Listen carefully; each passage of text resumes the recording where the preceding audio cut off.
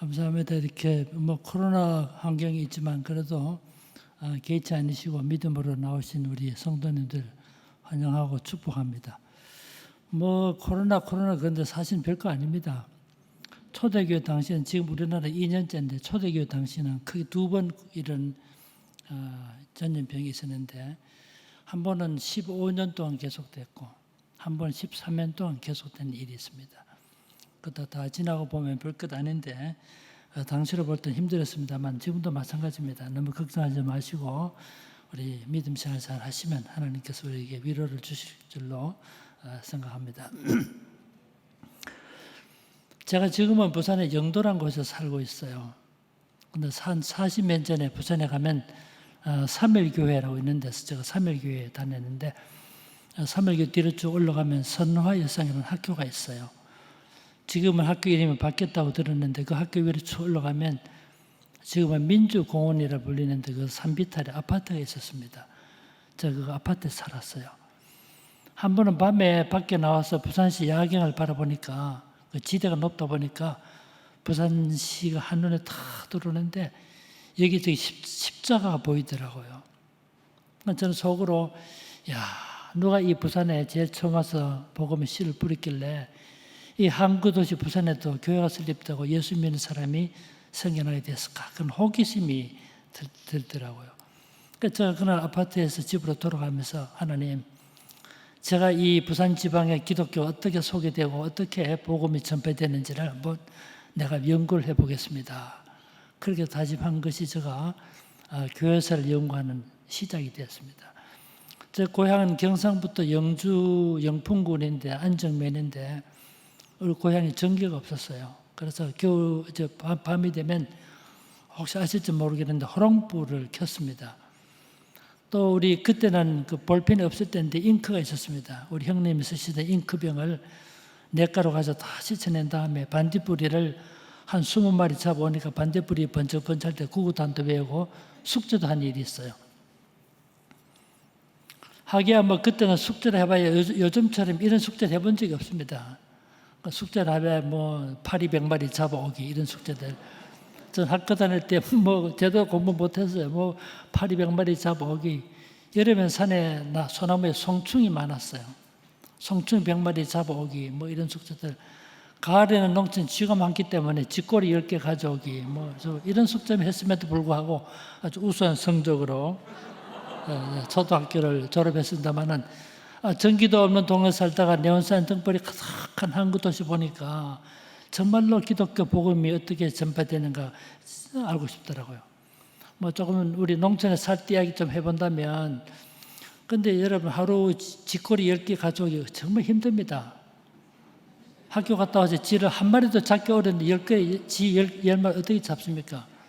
그때는 그 쥐를 잡으면 가위로 쥐꼬리를 잘라요.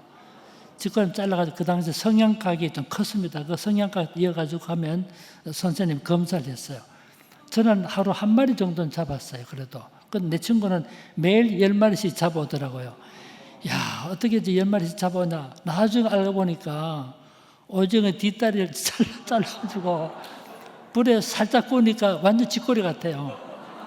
그 선생님이 냄새가 나니까 멀찍이 보거든요. 멀찍이 보는데 10개씩 가져오더라고요. 그 친구를 오래 또 못 보다가 학교 졸업하고 오랜만에 한 30년 지나서 만났어요. 지금도 그런 식으로 살고 있더라고요. 이런 이야기하면 더 하고 싶은데 그 쥐를 잡은 다음에 꼬리를 가위로 잘라야 되는데 가위가 없을 때 어떻게 할까요? 돌로 돌도 없을 때는 누가 용감 이빨로 괜히 이런 이야기해서 분위기를 제가 지난주에는 한국의 기독교가 공식적으로 선교사들이 들어오기 이전에 만주와 일본에서 전개됐던 복음운동에 대해서 말씀을 드렸는데 우리나라 근대 역사에서 총의 변화가 1876년도예요. 여러분 1876년도 무슨 일이 있었어요?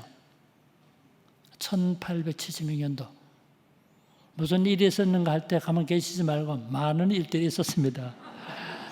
우리가 개항 항구를 열었습니다. 우리 흔히 세국 정책이라 그러는데 한 10년 동안 계속되다가 1876년도에 일본의 강압에 의해서 일본은 우리보다 22년 앞서서 개항했는데 일본도 미국의 페리 제독의 압력을 받고 일본이 개항했어요. 우리나라도는 일본의 압력을 받고 사실은 반강제적으로 1870년 병자수호 조약을 체결하고 항구를 열었습니다. 항구를 열고 새 항구를 개항했잖아요. 그렇죠? 그 새 항구가 어디죠? 여기저기 있는데 제일 먼저 부산항을 열었죠. 부산항. 두 번째가 원산, 세 번째가 제물포, 새 항구를 열었습니다. 1870년 우리가 항구를 열었다는 말은 이제 우리도 다른 나라와 교섭하고 교류하겠다는 공개적인 선언이었어요. 이렇게 되니까 일본과 중국에 와 있던 선교사들이 조선에도 변화되고 있으니까 조선에도 선교사가 들어갈 수 있습니다. 이런 선교 운동이 일어나게 됩니다. 이런 큰 세계 큰 변화 속에서 우리나라도 공식적으로 선교사가 들어오게 되는데 제일 처음에 왔던 분이 잘 아시는 바처럼 1884년 9월 20일 날 제물포로 들어왔던 알렌이라는 의사예요. 원래 이 알렌이라는 의사는 원래 중국 상리에 가 있던 의사였어요. 근데 상리에 가서 보니까 날씨도 춥죠. 말도 어렵죠. 이미 와 있는 선교사들하고 관계도 안 좋죠. 그래서 임지를 바꾸고 싶었는데 마침 우리나라 항구를 열게 되니까 임지를 바꾸어가지고 우리나라로 오게 된 거예요. 상해에 있던 알렌이 우리나라 올 때 제일 가까운 길은 엔타이, 연태로 가서 인천으로 제일 가깝습니다. 거리가. 그때는 항로가 없었기 때문에 1884년 9월 14일 날 상해를 출발해서 부산에 왔을 때가 9월 17일 부산을 거쳐서 나중에 인천으로 들어갔고 나중에 서울로 가게 되었죠. 이것이 우리나라에 거주하기 위해서 왔던 첫 선교사인데 아시다시피 거주하기 위해서 왔기 때문에 거주 선교사를 그럽니다. 우리 영어로 레지던트 미셔너리 그러는데 이 알렌이 의사 아니었어, 그죠? 우리나라 들어오게 되죠. 이게 우리나라가 항구를 열고 최초로 선교사가 공식적으로 입국하게 된 시작이 된 거예요. 이 알렌이 소속으로 말하면 미국의 북장로교입니다. 한국에 고신도 있고 통합도 있고 합동도 있듯이 그때 미국의 대표적인 두 개 장로교가 있었는데 북장로교, 남장로교예요. 미국의 남북전쟁 당시에 노예 문제 때문에 장로교가 분열이 일어나가지고 남부를 중심으로 형성된 교회가 남장로교고 북부를 중심으로 형성된 교회가 북장로교인데 알렌이 바로 북장로교의 파송을 받고 우리나라 들어왔던 최초의 거주 선교사가 된 거예요. 9월 달에 들어왔는데 그해 12월 달에 우리나라 최초의 우체국 그때 우정국이라 그러는데 우정국 낙성식 할 때 그때 여러분 알다시피 그때 무슨 일이 있었습니까? 그때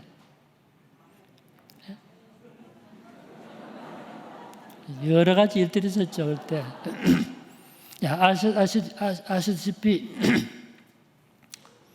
일본의 세력을 등에 보면 개화파 인사들이 중국을 배경으로 하는 민비를 중심으로 하는 수급파 인사들 제간 혁명을 시도했습니다. 그런데 실패로 돌아갔죠. 아시다시피. 그때 그 주도했던 사람들이 사실 민비를 중심으로 이 수급파 세력을 제거하려고 그러는데 민비를 제거하지 못하고 민비 명성왕의 조카인 민영이 크게 다쳐서 사경을 헤맬 때 그때 알렌이 민영이를 3개월 동안 치료해서 죽어가던 그걸 살려냅니다. 이것이 시작이 돼가지고 왕실과 좋은 관계를 맺게 되고 나중에 알렌 의사는 고종 황제의 시의 지금은 주치의를 그러는데 그때는 어의 임금을 치는 어의로 임명되고 그 다음에 보상까지 받게 됩니다. 성상품이라는 벼슬까지 받게 되는데 이런 관계 때문에 사실 한국에서 선교할 수 있는 환경이 만들어지기 시작합니다. 이되면 1885년 4월 5일 날 최초로 목사 선교사 두 사람이 우리나라 들어오게 되는데 한 사람이 알다시피 언더우드였고 한 사람이 아펜젤라입니다.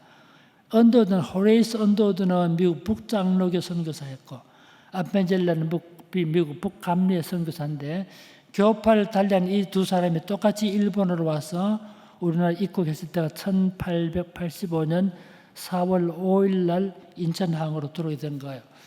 여러분 그 당시는 다 비행기 없을 때이기 때문에 우리나라 왔던 모든 선교사들이 다 부산을 거쳐왔어요. 실제로 그 당시 내한 선교사들이 제일 처음에 첫 기착지가 사실은 인천이 아니라 부산이었습니다. 부산을 거쳐서 인천 올라갔습니다. 혹시 부산 가시면 부산 남포동에 롯데 쇼핑 숍이 있습니다. 그게 롯데 맞은편에 5번 출구 쪽에 가면 한국에 왔던 초기 모든 선교사들이 부산을 거쳐갔기 때문에 그 자리를 기념하자. 그래서 거기다가 첫 기착지 비석을 기념석을 만들어 놨어요. 지금 그 관광지가 됐는데 혹시 부산 가시면 한번 보세요. 가보면 한국에 왔던 첫 선교사 세 사람 알렌, 언도드, 아펜젤라 사진과 그 밑에다가 이분들이 어떻게 한국 오게 됐던가를 한글로 써놓고 그 밑에 영어로 써놨습니다. 그 비석을 세워놨어요. 비석을 세운 것은 중구청에서 했고 글자를 새긴 것은 석공들이 했지만 그 문구는 제가 쓴 글이에요. 제가 먼저 한글로 쓰고 그 다음에 똑같이 영어로 써서 그렇게 써놨는데 어떻든 이 당시에 선교사들 다 부산 거쳐왔어요. 여러분 언도도 우리나라 왔을 때 26세 청년이었어요. 아펜젤라 우리나라 왔을 때 27세였습니다. 초기 우리나라 왔던 선교사들이 다 26세, 27세, 28세 나중에 말씀드리겠지만 마펫 29세 전부 다 20대 청년들입니다. 몇몇 사람이 30 넘어갔죠. 10대 다 20대 25, 24 여러분 언도들은 목사 안수 받고 왔지만 자기 나라에서 성찬식 하면 제대로 못했어요. 사실은. 그렇다면 이분들 초기에 왔던 선교사들이 우리나라 와서 큰 일을 감당했습니다. 저는 이렇게 말합니다. 그분들이 경험은 부족했지만 뭐가 있었는가? 열정이 있었기 때문에 그래요. 그래서 저는 이런 말합니다. 열정이 미숙을 극복했다. 사실 우리가 부족한 점이 있어도 열망이 있어야 돼. 열정이. 그러니까 언도드나 아펜젤라 사실 알렌 의사도요. 지금 의대 가면 몇 년 합니까? 5년 공부합니까? 7년 공부합니까? 그때 미국에서 의대가 몇 년? 3년 공부해서 3년요. 그 중에서 이미 의사가 된 사람 밑에 그 밑에 도저로 1년 이상 일한 경험이 있으면 2년만 봐도 2년만 공부해도 의사 면허를 줬어요. 그러니까 지금 생각하면 많이 부족했죠. 그런데도 불구하고 알렌은 우리나라 왔어요. 죽어가도 민영이가 살려내지 않았어요. 이야, 정말 우리 열정은 미숙을 극복했던 것을 알 수가 있습니다. 그런데 이 언도드가 미국 북장로교 선교사였어요. 그리고 우리나라에 장로교가 4개 선교부가 들었는데 첫 번째가 북장로교, 알렌, 언도드 다 북장로교 선교사들. 나중에 우리나라에 헤론이라는 의사가 들어옵니다. 헤론 의사 유명한 분이었어요. 실제로 북장로교 선교사 중에 지금 미국의 선교사 중에 한국이 제일 먼저 선교사로 파송되도록 예정됐던 사람이 헤론 의사였어요. 그런데 이미 상해에 와 있던 알렌이 먼저 왔기 때문에 헤론이 약 7개월 늦게 돌았지만 헤론도요 정말 훌륭한 의사였어요. 헤론이 의과대학 다닐 때 그 나라 그 학교 의과대 역사상 가장 우수한 학생이었어요. 그 의대 졸업했을 때 교수들이 당신은 우리 학교 교수로 남아주면 좋겠다. 부인도 그렇게 하길 원했어요. 그런 한국의 선교사를 자원해서 우리나라 와서 여러분 1885년도 왔는데 1890년에 34세의 나이로 헤론 의사가 서울서 사망했습니다. 북장로교 의사였어요. 해방 전까지 우리나라에 1450명 선교사 왔는데 우리나라 와서 제일 먼저 순직했던 선교사가 사실은 북장로교 선교사인 헤론 의사였어요. 헤론이 죽고 나니까 어떻게 합니까? 묘지가 없는데. 그래서 정부하고 타협을 해가지고 얻은 땅이 묘지가 양화진이 된 거예요. 양화진을 얻기 이전에 이미 죽었는데 어떻게 하면 하도 급해가지고 언도도 자기 마당에다가 임시로 묘를 만들었어요. 헤론이 죽었을 때가 1890년 7월 달인데 7월 달 제일 덥잖아요. 빨리 부패되잖아요. 그래서 묻었다가 정부가 빨리 타협해서 양화진, 그때 양화진이 별로 좋은 땅이 못 됐습니다. 양화진, 버들 강아지 논에는 나루터라는 뜻이죠. 거기 묻었. 그래서 지금의 양화진 외국인 묘역이 됐고 이 외국인 묘역에 묻힌 최초의 선교사가 바로 헤론 의사였던 거예요. 이번에 북장로교 의사였습니다. 야, 이렇게 북장로교가 우리나라 와가지고 주로 평안도, 황해도, 경상북도를 중심으로 선교했기 때문에 그런 지역에 교회가 설립된 거예요. 우리나라 장로교로 두 번째 선교부가 호주 장로교입니다. 호주 장로교 첫 선교사가 데이비스인데, 조셉 헨리 데이비스인데, 이분이 1889년 10월 2일 날 부산항으로 들어왔어요. 10월 2일 날 부산항으로 들어가지고 제물포로 갔을 때 10월 4일이었고, 제물포에서 서울 장안에 서울 시내까지 갔을 때 10월 5일 날이었어요. 그래서 이 호주 첫 선교사 데이비스가 자기 누나 메리와 함께 서울에 가서 5개월 동안 언도도 함께 있으면서 조선말을 공부했어요. 5개월 동안 공부했는데도 한국말로 가벼운 설교를 할 수 있었다 그래요.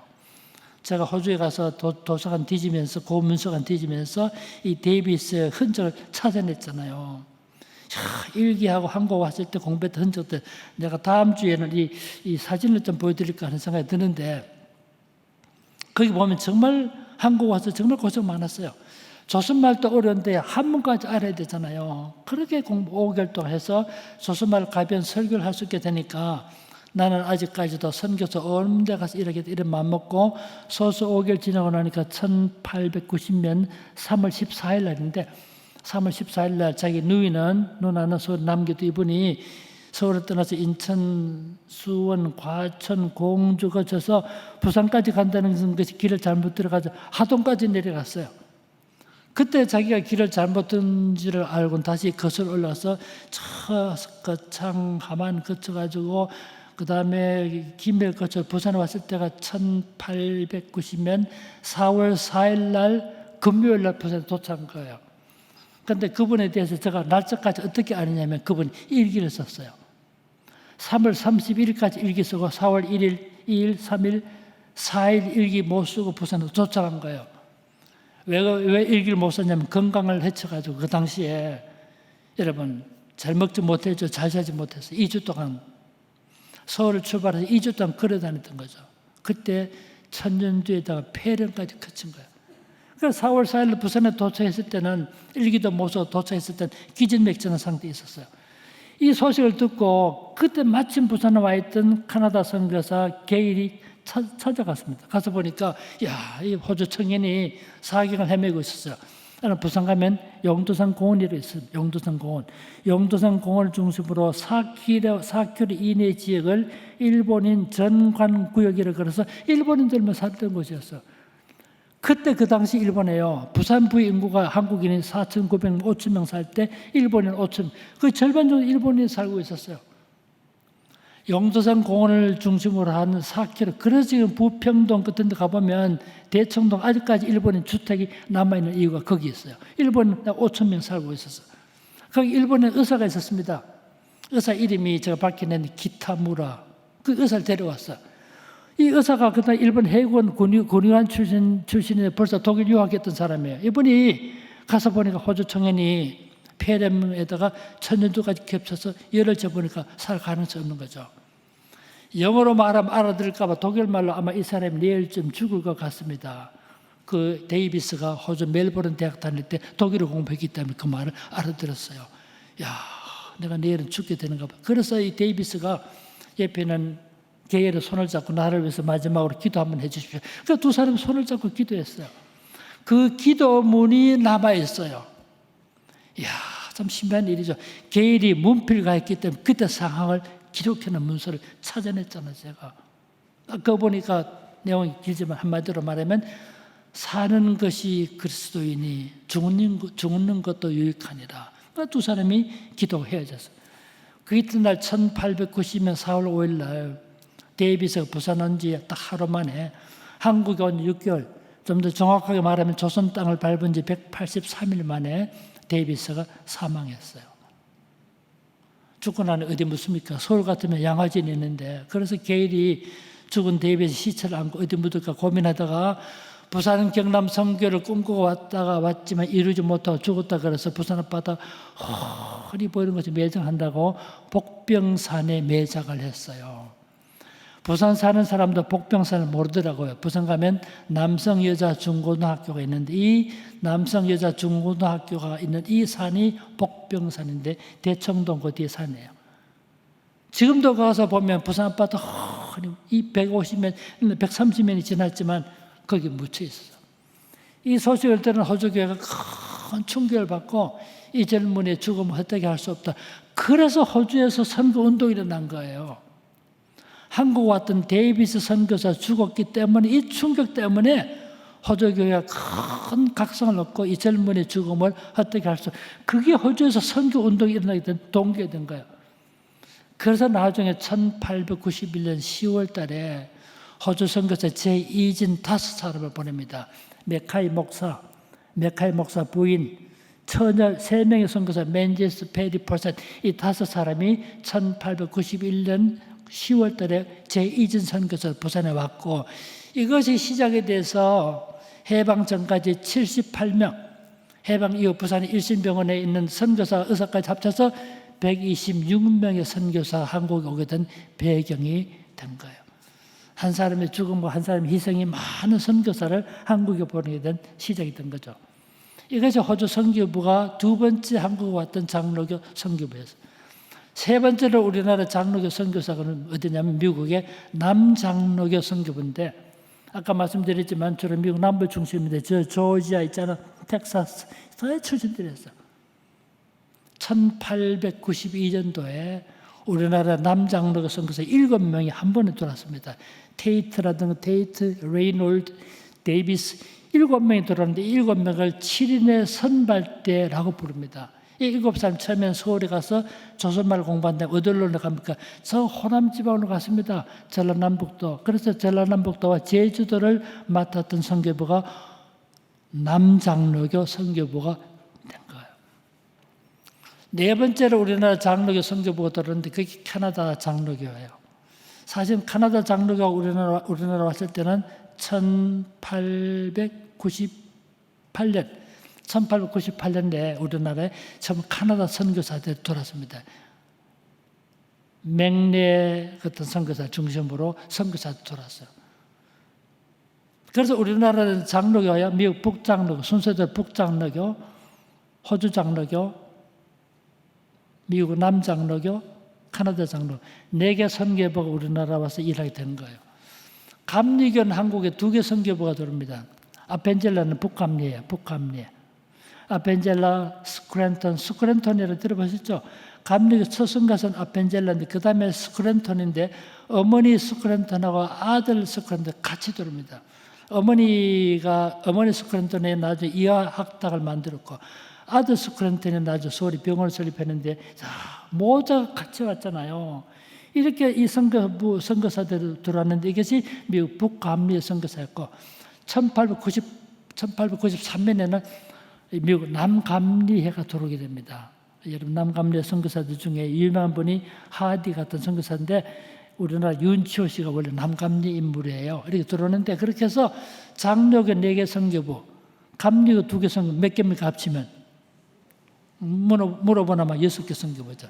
이 6개 선교부 같이 모여가지고 우리 한 곳에 모여있으면 인력 재정 낭비할 수 있으니까 짧은 기간 동안에 조선을 복음화하기 위해서 우리 선교지를 서로 나눕시다. 이거를 선교지 분할 정책이라고 말하고 있지만 제가 볼 때 그 용어가 적절치 못해요. 선교지 분할이 중요한 것이 아니고 분담하는 거기 때문에 선교지 분담 정책이라고 저는 그렇게 말해요.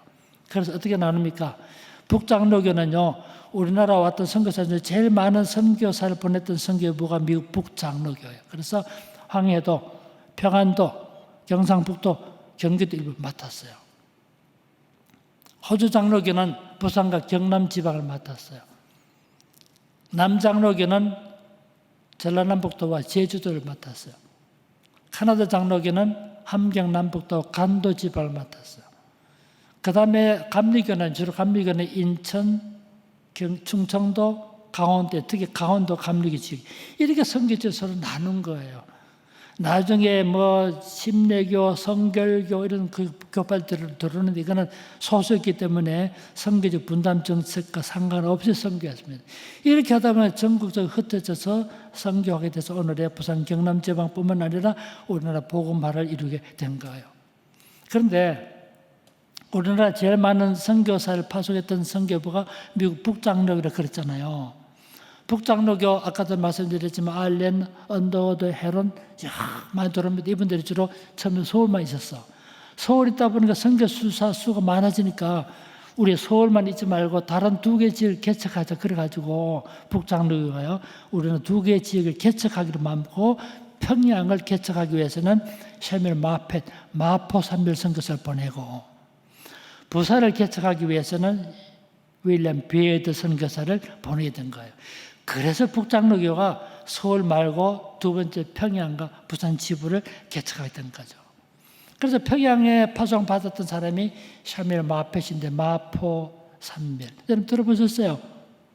마포 산별 하면 뭐 생각나는 거 없습니까? 마포 산별. 여러분들은 다들 늘 참 거룩한 삶을 사니까 기가 나는데 저는 마포 산별 하니까 항상 마포 종점이 생각나더라고요. 샤밀 마펫 유명한 선교사입니다. 이분이 개척 선교사 평양 가가지고 그분이 그렇게 해서 설립된 교회가 평양 최초 교회인 1893년에 평양 장대현 교회를 설립하게 돼요. 평양 장대현 교회가 여러분 1900년 당시 600명 모였어요. 대단한 거죠. 이 평양 장대현 교회가 1893년 설립된 이 평양 장대현 교회를 중심으로 해서 처음에 남부박교회, 평양 서문박교회, 평양 창동교회, 평양 산정현교회 이렇게 불리게 된 거예요. 그래서 이 평양 장대현 교회가 평양의 중심에 있기 때문에 선교사들이 장대현 발음하기도 불편하니까 이것을 평양 중앙교회라고 부르게 된 거죠. 이렇게 해서 평양을 중심으로 해서 복음화가 이루어지고 북장로교 활동이 넓어졌던 거죠.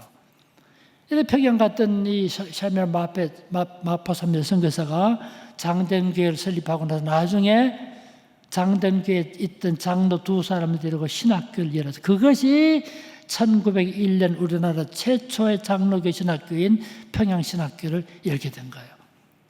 실제로 평양신학교는 원래는 조선 야소교 장로의 신학교인데 학교가 평양에 있다 보니까 평양신학교로 부르게 된 거예요. 1901년에 장로 2사람을 데리고 출발한 이 학교가 여러분 1938년 1학기를 끝으로 다음 주에 말씀드리겠는데 시사참여 문제 때문에 문을 닫게 되었어요. 1938년 1학기를 끝으로. 이때까지 평양신학교가 780명의 목사를 배출한 거죠. 이게 우리나라 대표적인 신학교육을 하게 된 거죠. 그 다음에 부산에 왔던 사람이 누구라고요? 윌리엄 비에드, 우리말로 배위량. 제가 지난주에 조금 말씀드렸어요. 여러분 배위량 선교사도 참 귀한 분입니다. 부인이 이름이 뭐라고요? 애니 베어드, 안 에리를 그랬죠. 이 윌리엄 베어드가 부산에 있으면서 이분이 부산에 거점을 하고 있으면서 일기 썼다 그랬죠.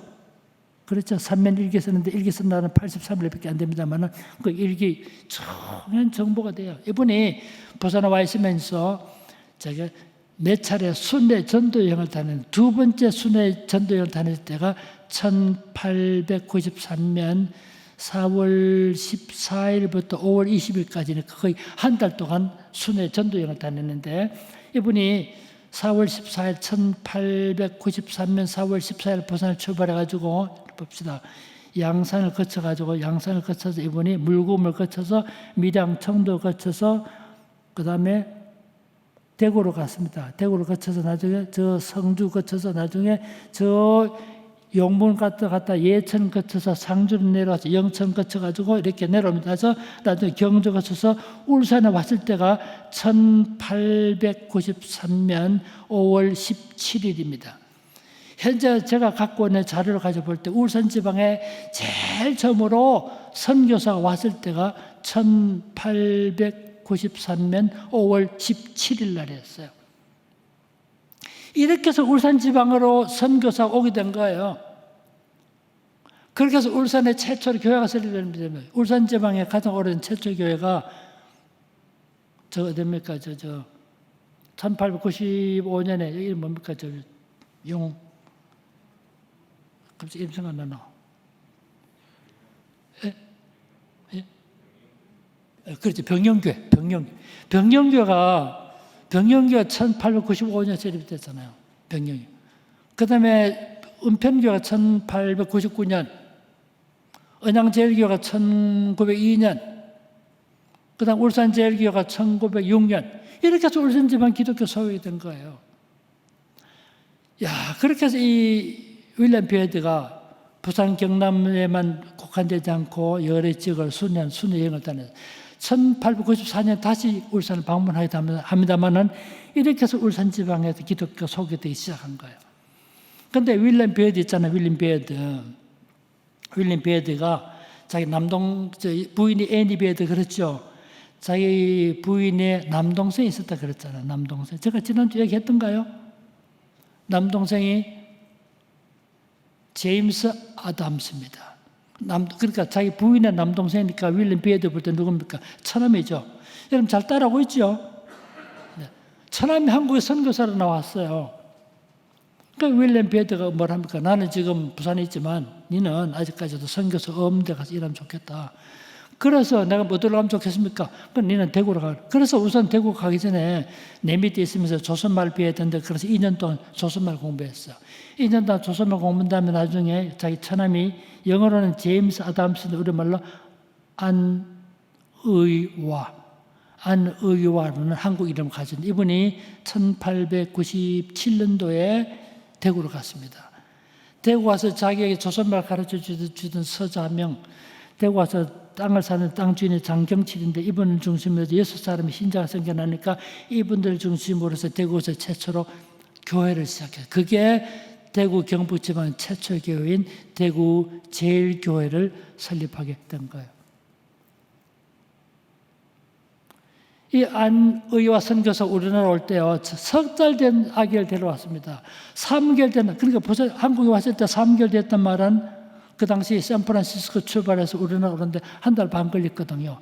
출생하고 나서 한 달 반 된 아기를 데리고 온 거예요. 얼마나 위험합니까? 근데 야가 커가지고, 야라면 안 되겠다. 이어를이 커가지고 아버지를 이어서 제2대 선교사가 됐어요. 그분이 안두화 선교사예요.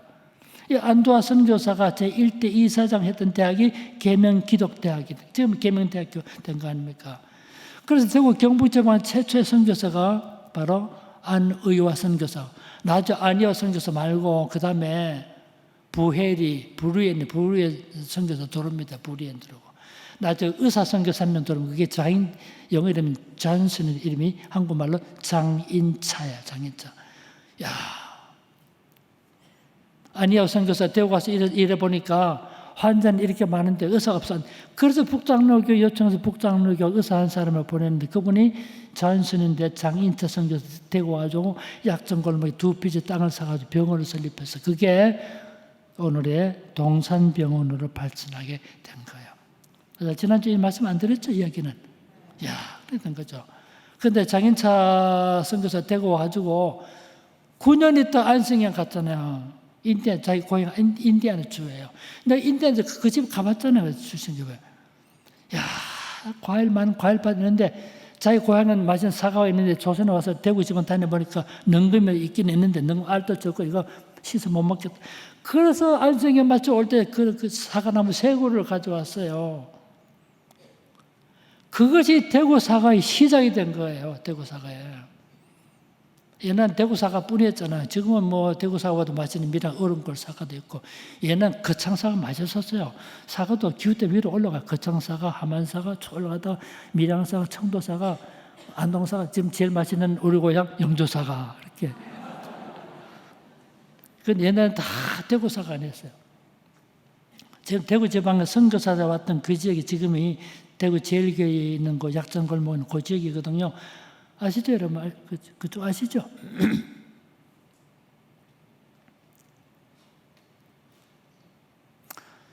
다시 우리 부산 내려가 보면요.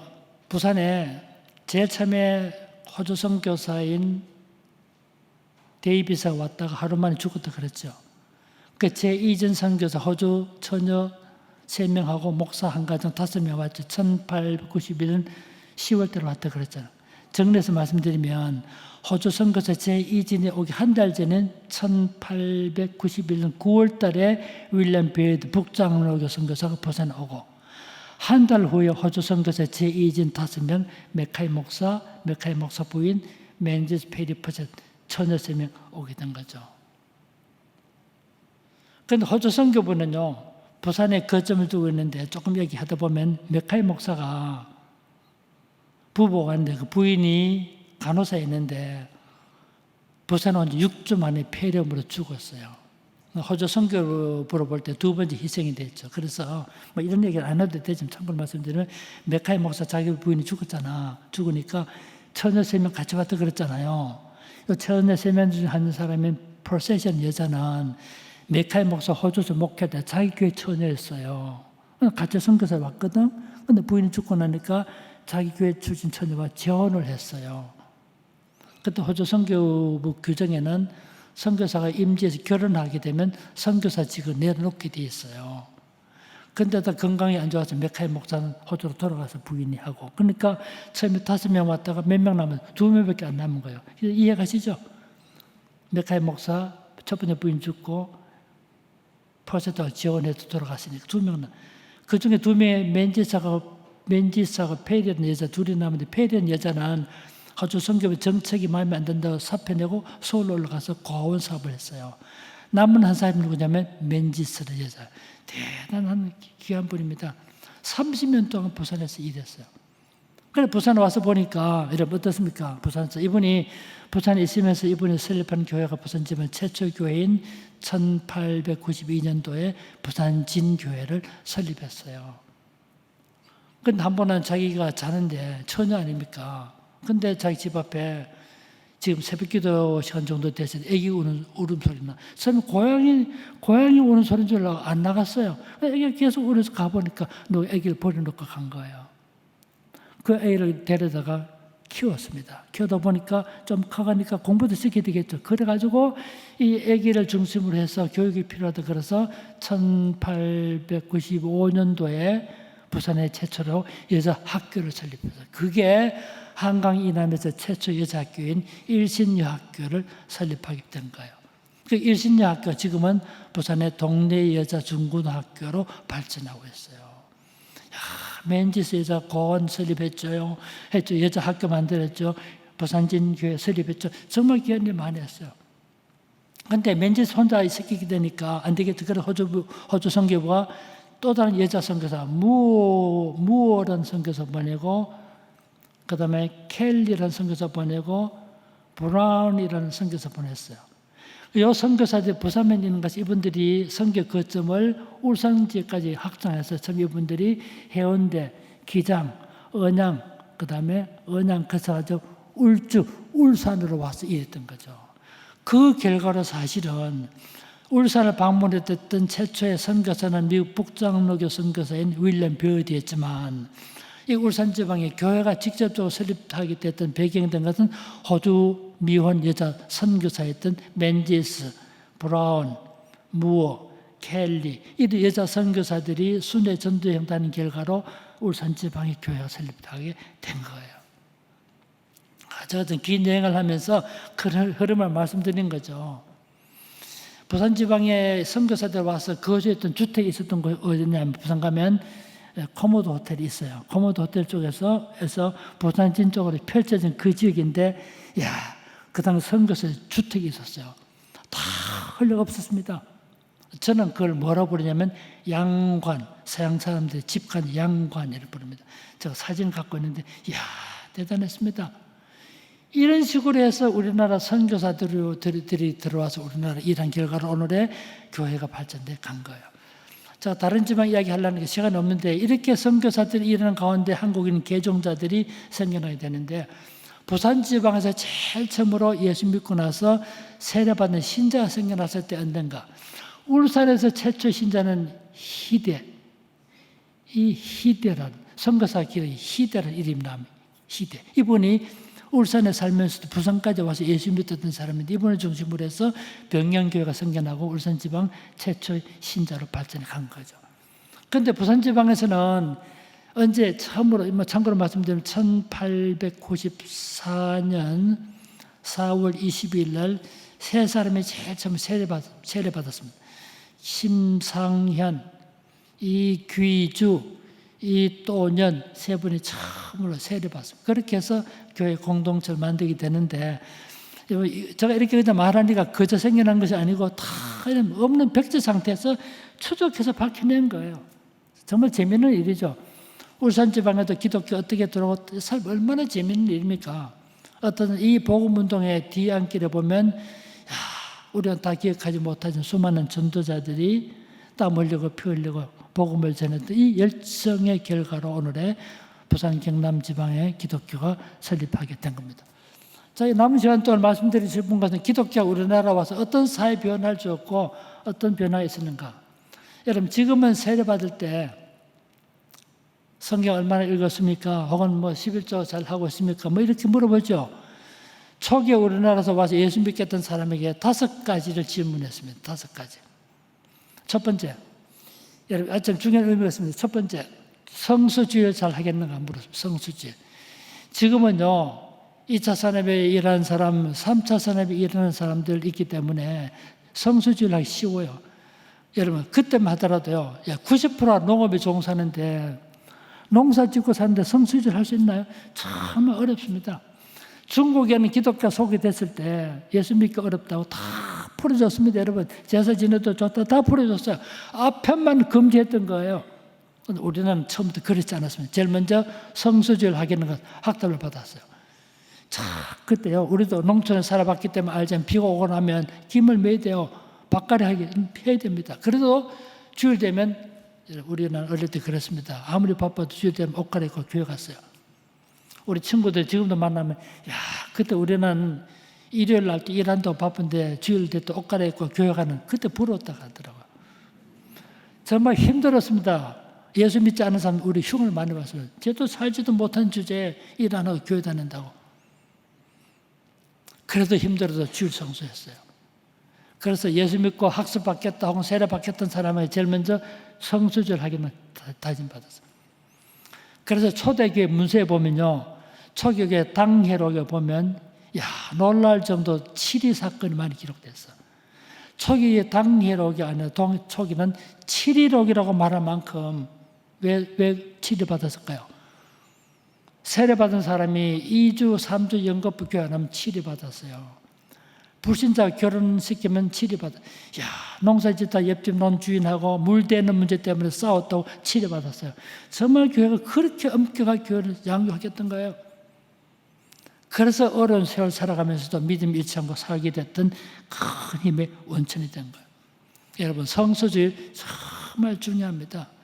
예배를 소홀히 하는 것은 그 사람의 신앙의 상태를 보여주겠어.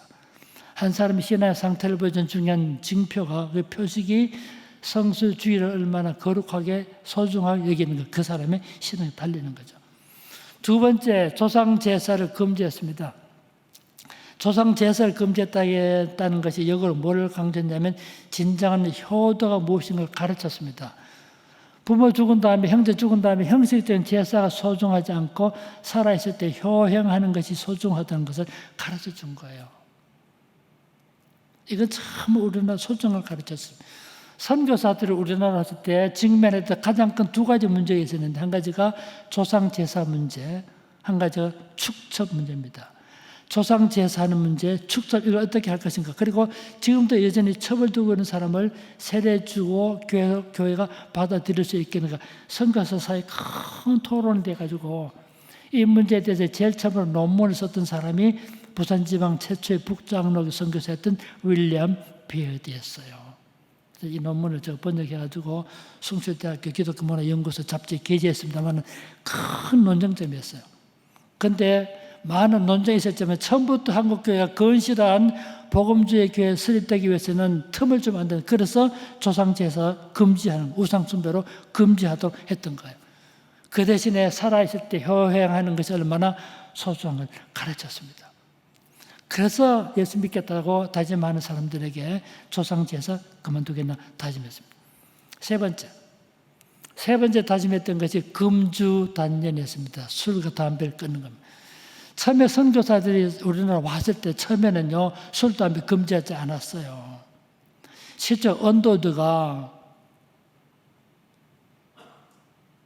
다니던 학교가 하란 개혁파 교회 교태인 하란 개혁파 사람들은 사실 술, 담배 문제 있지 않거든요. 그날 문화인데 안다비 뉴턴 신학교 졸업했는데 언더우드도 그래서 담배 큰 문제 삼지 않았어요. 술, 담배. 실제로 여러분 이 말 때문에 설명할지 모르겠지만 선교사들이 우리나라 와서 살 때 선교사끼리 회의하잖아요. 선교사들 모여서 마칠 때 그 당시 양주도 한 잔씩 하고 헤어지고 그랬더랬어. 자기들끼리 모였을 때는 뭐라 합니까? 와인 한 잔하고 그랬어요.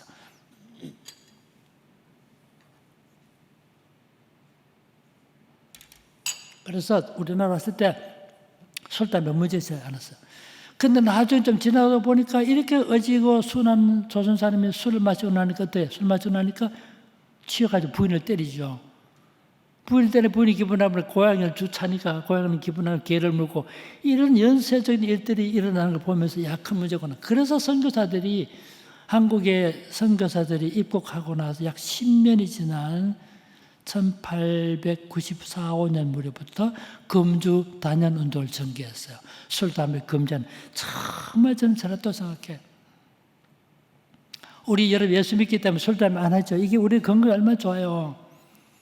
저는 그 초등학교 졸업하고 50년 지났는데 50년 됐다고 동창회 한다고 내보고 오라더라고요. 그전에 동창회 한다고 오라는데 안 갔어요, 사실은. 동창회 언제 하면 저 토요일 날 나가도 토요일 날. 토요일 날 하면 동창회 갔다 오면 주일 날 토요일 날 가면 동창회 가면 예수 안 믿는 친구도 술 마시고 담배 피우고 그런 분위기 있다. 주일 날 맞으면 이게 안 좋잖아요. 그래서 한 번도 안 갔어요. 그런데 50주년 됐다고 오라더라고요. 그러더니 안 갔어요. 근데 여자친구가 저 보고 싶다고. 그때 여자친구가 저 보고 싶다 그래요. 제가 그래서 그만 유혹에 넘어가서 동창회 갔었어요. 50년 만에 만났는데 그때 제가 정말 중요한 걸 깨달았어요. 가보니까 장로도 그 친구 중에 집사도 있어요. 근데 예수 믿는 친구들 보니까 얼굴이 진짜 혈색도 좋고요. 신면이 젊어 보이더라고. 근데 예수 안 믿는 친구들 진짜 얼굴도 안 좋고 혈색도 안 좋고요. 병도 각가지 병 다 있더라. 들어보니까. 약을 이만큼 들고 다니면서 막 먹거든. 물 마시듯이 먹고 있더라고요. 그때 느낀 것이 있는데요. 하루하루의 삶이 1년이 가고 2년이 가고 쭉 그게 그 삶을 결정하더라고. 그러니까 술 마시지 않고 담배 피우지 않고 그렇게 사는 것이 얼마나 건강에 좋은 그때 제가 느꼈습니다. 건강이 하루하루 이렇게 형성되는 것인데 그래서 초기 한국교회가요. 술과 담배를 금하는 금주 단연 운동을 전개한 거예요. 저는 정말 잘한 일이라서 우리나라 국민 건강에 얼마나 큰 영향을 끼쳤어요. 금주 단연 운동할 때 노래를 불렀어요. 그게 찬송가도 포함되어 있었어요. 그때 노래 한번 보실랍니까? 한번 떼어주세요. 금주가 두 가지 있는데. 찾는데 좀 시간이 걸리겠는데. 여러분 우리 양주동 씨 아시죠? 뭐 아시죠? 양주동 씨가 만든 금주가도 있었어요. 근데 그 당시 교회에서 만든 금주가인데 지금 준비 안 돼 있어요. 자, 지난주에 들었는데 아마 오늘 안 할 줄 알고 또 믿음 글쎄요. 준비 안 되는가 보죠.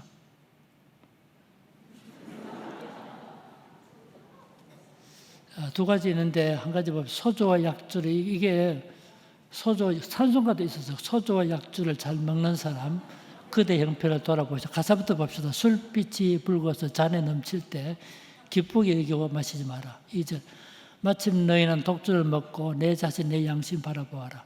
이 같은 독주를 보지도 마라. 자신과 가족이 모두 죽는다. 맞는 말이네.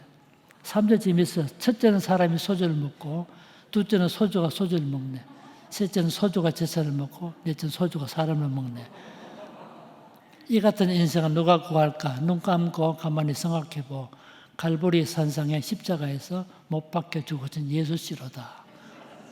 술병과 술잔을 장사 지내고 예수께 돌아와 눈물 흘리며 마음을 다하여 회개를 하고 깨끗한 생활로 예수를 믿세. 1절로 가봅시다. 우리 한번 불러볼까요? 1절 한번 불러봅시다.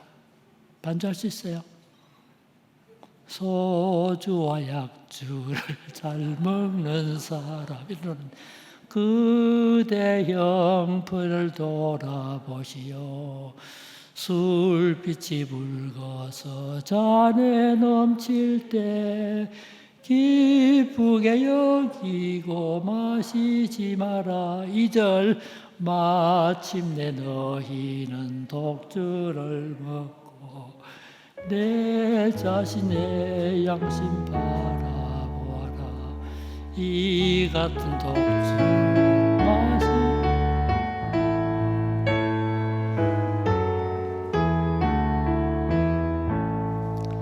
3절 첫째는 사람이 소주를 먹고 둘째는 소주를 먹네.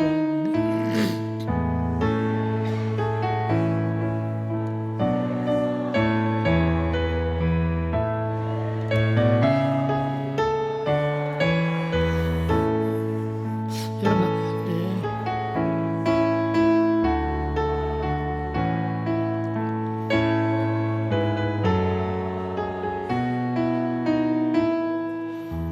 갈보리 산상의 십자가에서 못 박혀 죽으신 예수시로다. 우리 4절만까지 부릅시다. 이 확신 있게 못 부르는 거 보니까 집에서 한 번씩 이렇게 조금 다른 한 곡 있습니다. 다른 거 한번 보실까요? 이것도 유명한 노래인데 금수강산 내 동포여 술을 입에 대지 마라. 건강지력 손상하니 천치될까 늘 두렵다. 아 마시지 마라 그 술, 아 보지도 마라 그 술. 우리나라 복받기는 금주함에 있느니라.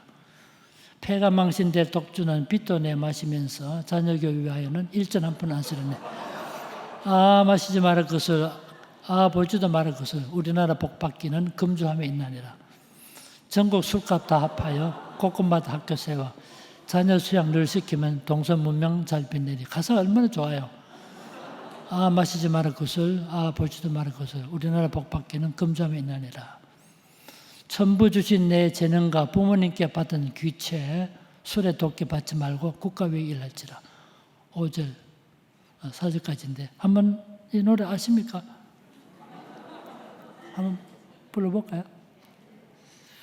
아 이거 저거 신경 쓰이는데 잘못 부르면 이미지 손상되는데. 자, 불러보겠습니다. 그래도 할 수 없는데.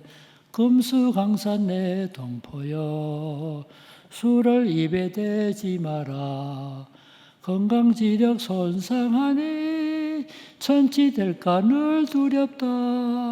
아 마시지 마라 그 술, 아 보지도 마라 그 술. 우리나라 복받기는 금주함에 있나니라. 할렐루야. 같이 한번 불러볼까요?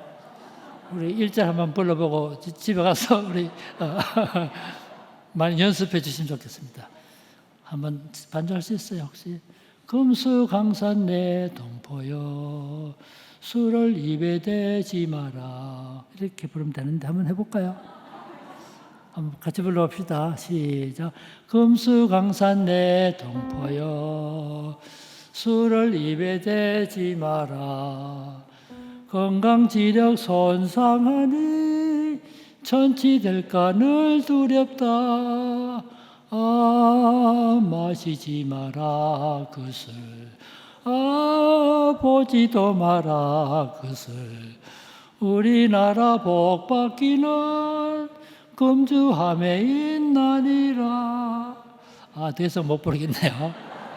정말 우리나라가요, 실제 이렇게 노래 불렀습니다. 정말 그 당시 문서에 보면요, 정말 대단했습니다. 그렇게 금주단념 운동을 정의한 거죠.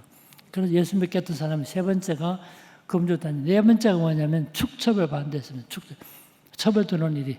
지금은 그렇지 않습니다. 지금은 남 모르게 하는 사람이 있을지 모르지만 과거에는 뭐 자식이 남아를 출산하지 못해서는 이런 핑계 대고 또 자기 뭐 이렇게 축첩을 두는 일이 많았습니다. 이게 큰 논쟁점이었습니다. 아까 말씀드렸지만. 그래서 예수 믿겠던 사람의 첩을 두지 않도록. 마지막 5번째가 뭐냐면 노름을 금지했습니다. 노름. 지금은 여러 게임도 있고 즐거운 일이 많았지만 옛날에 그런 거 없었기 때문에 농한기 때, 여러분 농번기 때 바쁘니까 농사 짓다 농한기가 되면 다 술 마시면서 이런 막걸리 마시면서 이렇게 노름에 자선 읽으면 어떻게 1년도 농사지고 다 날리니까 본인 고생하죠. 부인 고생시키죠. 자식들 고생시키죠. 이게 큰 폐단이었어요. 그래서 이걸 금지하는 일을 전개한 거예요. 여러분, 이 5가지가 지나가 보니까 어떻습니까? 지나가 보니까 그때는 몰랐는데 지나가 보니까 이것이 우리의 사회를 변화시키는 사회의 변혁 운동이었던 것을 알게 된 거죠. 아까도 말씀드렸지만 중국에서 앞에만 금지시켰잖아요. 다 문제는 제사 지내도 좋다. 다 문제 나왔어요. 근데 세월이 지나고 보니까 중국의 기독교 힘을 잃었는데 한국 기독교는 이것 때문에 큰 힘을 얻고 시련 가운데서 꿋꿋이 서가는 교회로 발전하게 된 거예요. 여러분, 선교사들 돌아가지고요, 많은 역할을 했고 한국 기독교가 우리나라에 큰 변화를 가졌습니다. 이 대표적인 이 5가지 제가 말씀드렸는데 여러분, 특히 미신을 타협하기 위해서도 많이 했습니다. 지금은 우리 그렇지 못하죠. 우리 어릴 때만 하더라도 미신이 얼마나 많았습니까? 이 미신이 비과학적이고 비신앙적인 것을 가르치기 위해서 미신 타협하기 위해서 한국교회가 노래를 가르쳤습니다. 미신 타협하가 한번 떠주세요.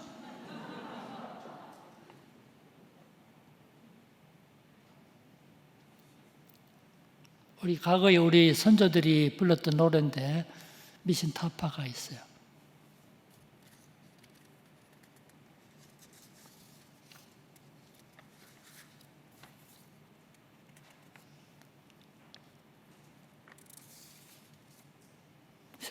세 번째인데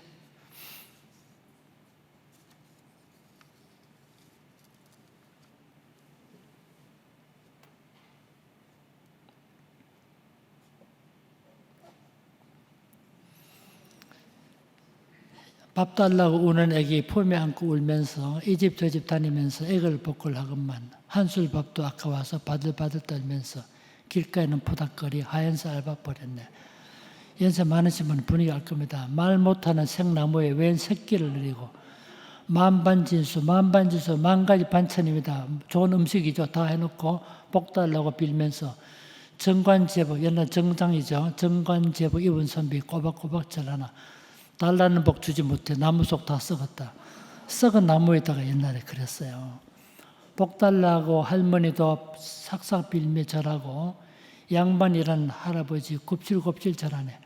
달라는 복 주지 못해 웬 새끼에 결박된 저 돌 위에 금보섯이 더벅더벅 돋았네.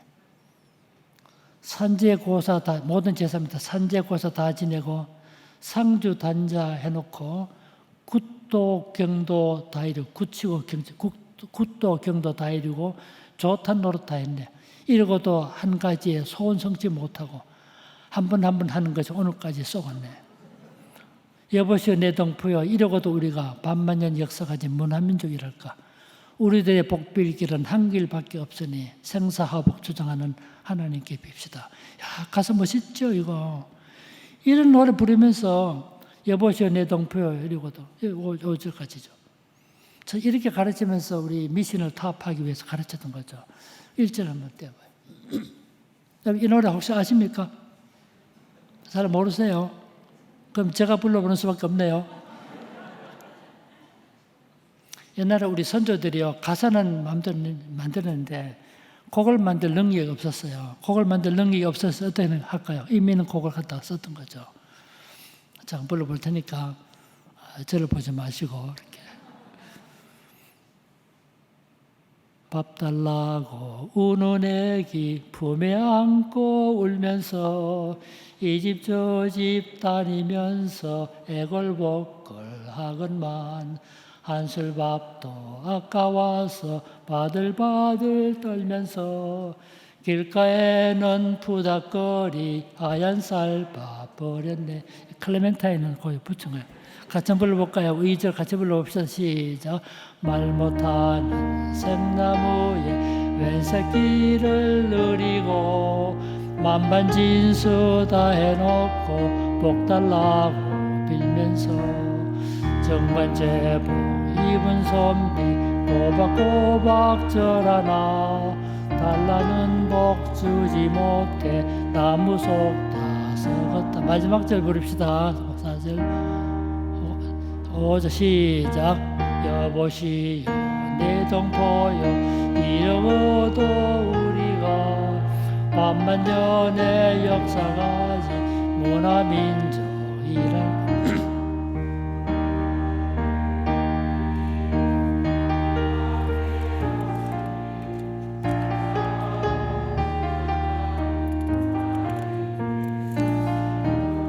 여러분 이 노래 어떻습니까? 진짜 가사 좋습니다. 이거 우리 선조들 불렀던 노래죠.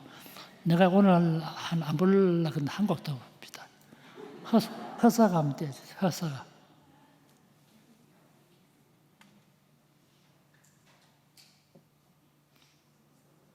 (4번인데) 이 노래는 많이 알 겁니다. 우리나라에서 가장 많이 불렸던 우리 복음송가입니다. 여러분 아시죠?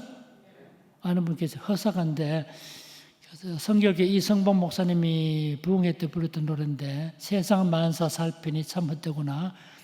부귀공명 장수는 무엇하랴. 고대광실 높고 넓은 집입니다. 고대광실 높은 집 문전 옥탑.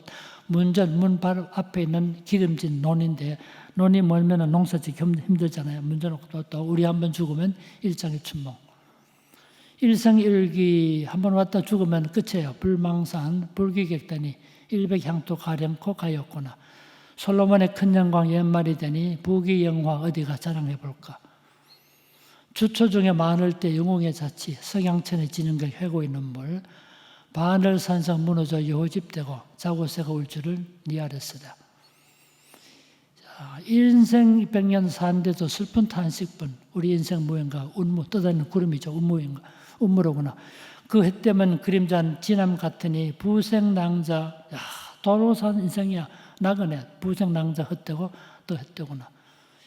시간이 너무 많이 가니까 우리 12절까지 갑시다. 이거 한 곡 부르는데 20분이 걸립니다. 제가 교회 전도사 할 때 그 찬양 인도하잖아요. 찬양 인도할 때 제일 고민이 무슨 노래를 불러서 20분을 채울 것인가 고민했는데, 이 한 곡만 부르면 돼.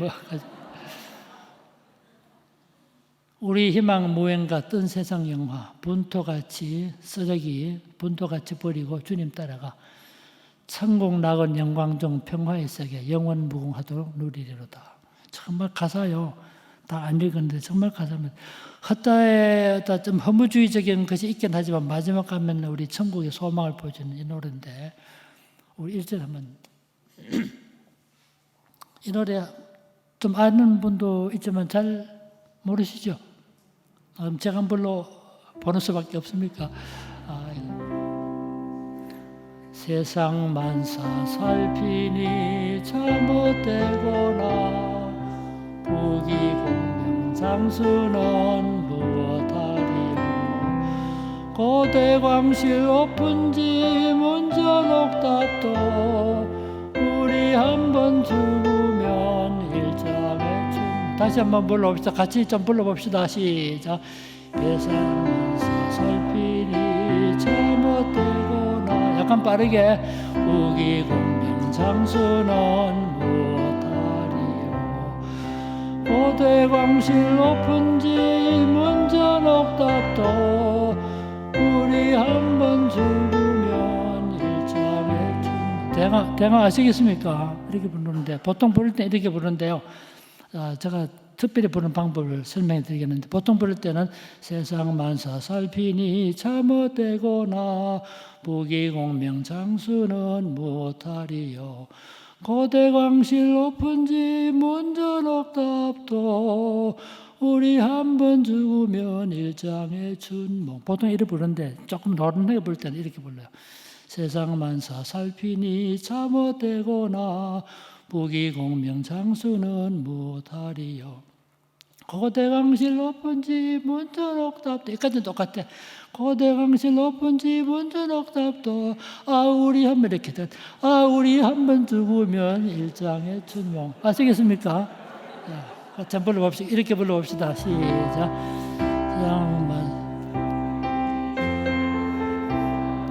부귀공명 장수는 무엇하리요. 고대광실 높은지 문전옥답도 우리 한번 죽으면 일장의 춘몽. 2절. 시생일기 북망산 불기격되니 700향도 가량 거거이었구나. 솔로몬의 큰 영광 연말이 되니 아부기 영화대가 자랑해볼까. 집에 가서 많이 연습해 주시면 좋겠는데, 우리 자녀 갔는데 한 곡도 해도 될까요? 한 곡도 해봅시다. 그러면 세상 사람 날 부러워해 한 찬송이 있어요. 5번인데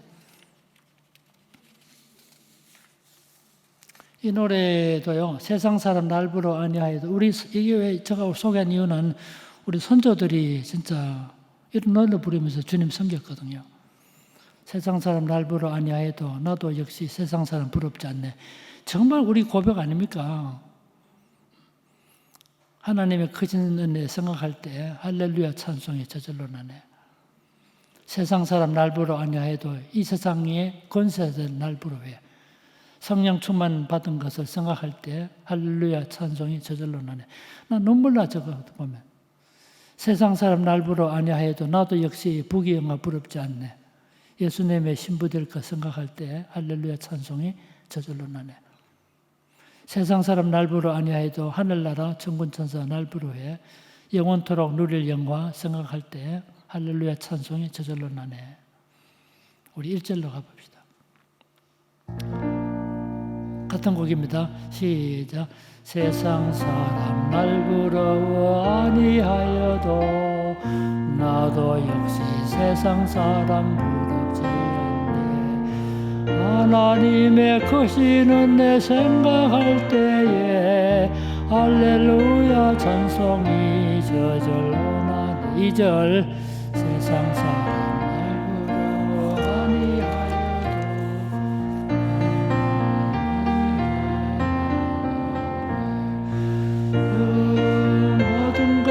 생각할 때에 할렐루야.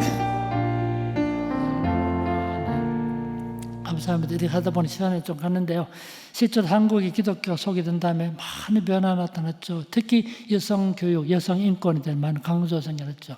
아까 말씀드렸지만 한강 이남의 최초의 여자 학교가 일신여 학교예요. 이 일신여 학교가 배출한 인물이 누굽니까? 여성 정치가 박순천 씨, 찔레꽃한 소설 아세시 찔레꽃, 김말봉씨, 다 일신여학교 출신이에요. 독립운동가 박차정식, 일신여학교 출신 아닙니까? 부산시장을 했던 양승봉 장로 부인 문복숙 권사, 일신여학교 출신이었어요. 많은 인재를 양성했죠. 여러분, 마산에는 그때 학교, 호주 선교부 학교를 설립했는데 그게 창신학교를 설립했어요. 창신학교 설립, 그때 1903년이고 마산 창신학교 설립하면서 남녀공학을 했어요. 여러분 생각해 보세요. 1903년 당시에 남녀공학 상상은 할 수 있나요? 왜 그랬습니까? 여성도 똑같이 남성과 교육받을 대상인 것을 일깨워주려 시작한 거죠. 근데 동네에서 하도 말이 많아가지고 반대 많아가지고 교실 안에 반을 잘라가지고 여자 하는 거 남자 하는 거, 그래도 문제 많아가지고 운동장도 반을 잘라 여자 노는 거 남자 노는 거, 그렇게 학교를 경영했어요. 그래도 동네 사람이 받아주지 않아서 할 수 없이 학교를 분리합니다. 창신학교 적을 두고 13사람 여자 학생들 데리고 별도로 떼어내서 만든 학교가 경남지방 최초 여자학교였던 의신여학교를 설립한 시작이 된 거 아니에요. 선교사들 우리나라 와서 서울에 이화학당 만들고 했죠. 정신여학교 만들고 했죠. 왜 그렇습니까? 여성도 똑같은 교육의 대상임을 일깨워주게 만든 거죠. 이게 우리나라 혁명입니다. 사실은요. 실제로. 한글 창제했잖아요. 세종대 한글 창제, 그걸 썼습니까? 그거를. 실제 한글이 오늘 이만큼 사용된 것은 성경 번역을 통했어요. 천주교는 처음부터요, 국한문 혼용 성경을 만들었어요. 제일 처음으로, 개신교가 제일 처음으로 100% 순 한글 성경을 만든 거예요. 지금은 당연한 것이죠. 그때는 한글 성경은 여러분, 언어로 취급도 하지 않았을 때. 그래서 오늘 한글이 이렇게 사용됐던 거예요. 여러분, 제가 말씀드린지 모르겠는데, 만주 와서 일했던 선교사 존 로스가 한국 문법 책을 만들었잖아요. 코리안 프라임 한국어 첫권. 그 책이 우리나라 최초로 한글이 창제된 다음에 최초로 띄어쓰기를 한 책이에요. 한글이 창제된 다음에 용비어천가 쭉 전부 다 붙여 썼습니다. 왜 그렇습니까? 종이를 아끼려고. 그래서 뭐 아버지 가방에 들어가신다 그런 넌센스가 있었던 거 아니에요. 처음으로 선교사가요 띄어쓰기 책을 만든 거예요. 그래서 코리안 프라임 한국어 첫글은 그게 국어 학사의 중요한 작품이 된 거죠. 실제로 한글의 발전에 끼친 영향은 최현배 선생님이 이미 지적했지만 기독교 영향이었어요. 우리가 민주의식을 어디서 배웠으면 민주의식을 교회를 통해서 배운 거예요. 교회가 회의 진행법을 가르쳤습니다. 여러분 따지고 보면 정말 기독교 우리 사회에 큰 영향을 끼친 거죠. 근대 학교 설립했죠. 근대 학교, 근대 병원 설립했죠. 이게요 기독교 가장 큰. 그래서 연세대학교 계셨던 홍희섭 박사가 한국에서 기독교는 혁명을 가져왔다. 한국에서 기독교는 혁명이라는 말을 썼던 거예요. 뒤돌아보면 복음을 위해서 일했던 사람들 그 헌신이 오늘 한국 사회를 변화시키고 우리의 삶을 바꿔주는 윤리적 변화를 가져주는 큰 힘이 되었던 겁니다. 오늘 우리 기독교인들 살아갈 때 똑같은 심정으로 살아야 돼요. 제가 좀 더 하고 싶은 마음이 있지만 너무 길어도 안 되니까 이 정도 하고 마치고 싶은데 진짜 우리가 한국의 기독교 소개되고 우리가 예수 믿게 된 것을 감사하고 아까 같이 노래 불렀죠. 세상 사람 부른 거 뭐 있습니까? 성령 충만한 삶을 사는 것보다 더 부른 것 없는 거죠. 믿음으로 사는 것만큼 소중한 것이 없어요. 변함없는 믿음으로 주를 섬기고 예배를 소중하게 여기는 우리 선조들이 가졌던 그 믿음으로 살아가는 우리 모든 성도가 되시기를 주님의 이름으로 축원합니다.